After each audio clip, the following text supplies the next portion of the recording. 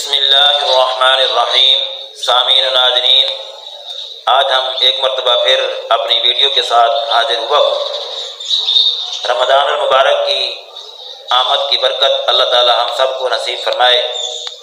آج ہم اپنی ویڈیو کے اندر یہ بات بیان کریں گے کہ روزے کے ذریعے ذہنی صلاحیت اور کارکردگی میں اضافہ ہوتا ہے۔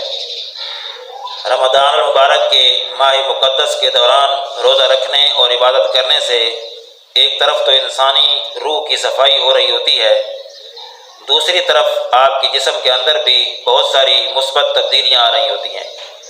ان سب سے ہٹ کر آپ کے دماغ کی کارکردگی اور صلاحیت بہت تیزی سے بڑھ رہی ہوتی ہے۔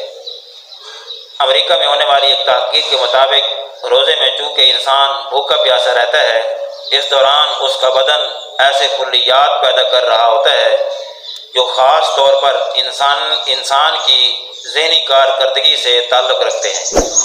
یعنی وہ کلیات جو روزے کے ذریعے پیدا ہوتے ہیں وہ انسان کی ذہنی کارکردگی سے تعلق رکھتے ہیں۔ یہ نئے بڑھنے والے کلیات جو روزے کے ذریعے کلیات پیدا ہوتے ہیں، یہ کلیات سیدھے اس کے دماغ میں پہنچتے ہیں اور تناؤ میں کمی لا کر انسان کی ذہنی کارکردگی کو کئی گنا بڑھا دیتے ہیں، جس کی وجہ سے آپ خود اپنے آپ کو دماغی طور پر چست اور ہلکا پھلکا محسوس کرتے ہیں۔ ان معلومات کی روشنی میں ہم یہ بات کہہ سکتے ہیں کہ رمضان المبارک کے روزے ہمیں رکھنے چاہیے اور اپنے جسم کو زہریلے مادوں سے نجات حاصل کر کے تازہ کلیات پیدا کرنے دیں، تاکہ آپ کو روحانی سکون کے ساتھ ساتھ جسمانی فوائد بھی حاصل ہو۔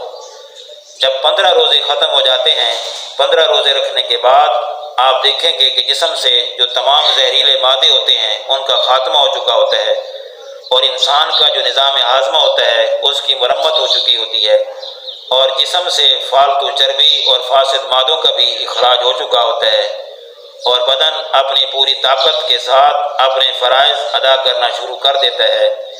دماغ اور یادداشت تیز ہو جاتی ہے، توجہ اور سوچ کو مرکوز کرنے کی صلاحیت مزید بڑھ جاتی ہے۔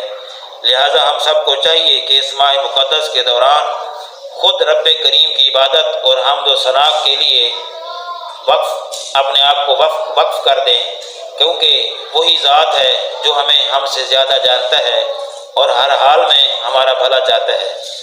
اللہ تعالیٰ کے ہر کام کے اندر کوئی نہ کوئی حکمت ہوتی ہے۔ جب انسان اس حکمت کو تلاش کرنے کے لیے اپنی تگ و دو کرتا ہے، اپنی رقم پونجی کو خرچ کرتا ہے اور اپنی صلاحیت کو خرچ کرتا ہے، تو کئی کروڑوں روپے خرچ کرنے کے بعد اور اپنی صلاحیت کو خرچ کرنے کے بعد پھر اس نتیجے کو جا کر پہنچتا ہے کہ اللہ رب العالمین نے ہمیں جو اس بات کا حکم دیا ہے وہ بالکل یہ حکم سچ ہے۔